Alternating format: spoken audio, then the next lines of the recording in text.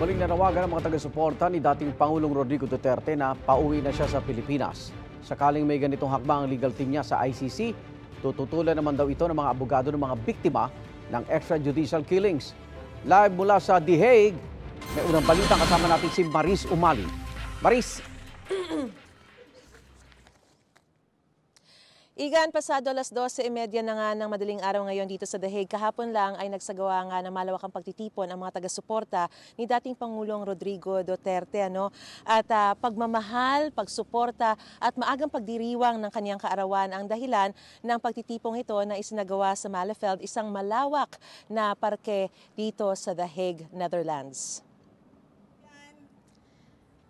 Pinangunahan nga ito ni Vice President Sara Duterte na nagkwento tungkol sa kalagayan ng kanyang ama sa loob ng kulungan ng ICC. Concerned daw ang dating Pangulo sa timeline at nangungumusta rin sa kalagayan ng kampanya sa Pilipinas para sa nalalapit na May 2025 election kung saan tumatakbo siya sa Davao City.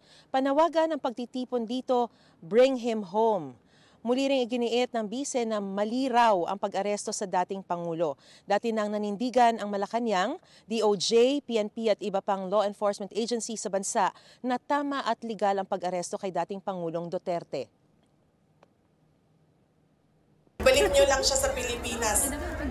Ituloy nyo lang yung kaso, walang problema. Ibalik nyo lang siya. Bring him home! Bring him home! Bring him home!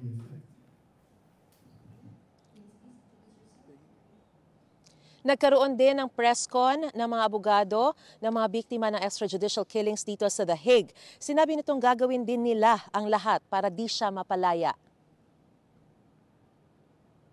If there will be an application for interim release, Center Law and its lawyers and its victims are ready and able to give the views and concerns to actually tell the court to deny it.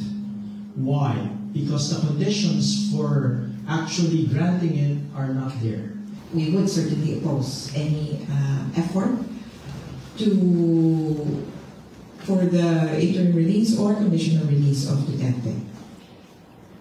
Because it would be very contrary to the victim's interests as he himself poses a threat.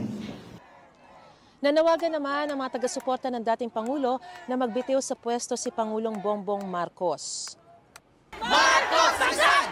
Marcos Rizal! Nagsabi niya, hindi ako bakit ba kailangan resign? Dahil hindi mo pinapakita sa taong bayan na maayos kang mag-isip at kaya mo ang mamuno.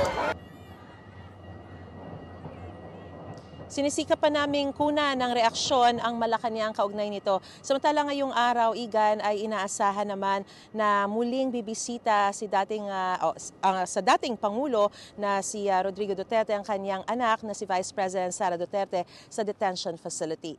Igan, mauna ka sa mga balita, mag-subscribe na sa GMA Integrated News sa YouTube para sa iba't ibang ulat sa ating bansa.